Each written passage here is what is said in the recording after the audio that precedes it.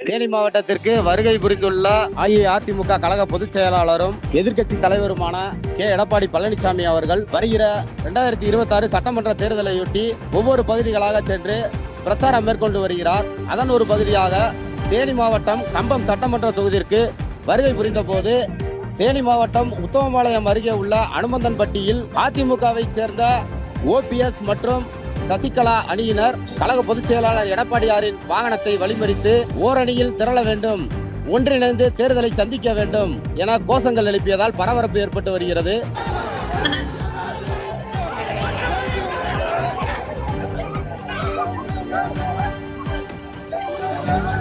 செய்திகளை உடனுக்குடன் தெரிந்து கொள்ள கீழ்கண்ட கேபிள் மற்றும் DTH நெட்வொர்க்குகளில் எம்நாடு செய்தி தொலைக்காட்சியை காணுங்கள். பாதகம் செய்பவரை கண்டால் நாம் பயம் கொள்ளலாகாது பாப்பா, மோதி மிதித்துவிடு பாப்பா, அவர் முகத்தில் உமிழ்ந்துவிடு பாப்பா. அண்மை செய்திகளை உடனுக்குடன் தெரிந்து கொள்ள இணைந்திருங்கள் எம்நாடு தொலைக்காட்சியுடன்.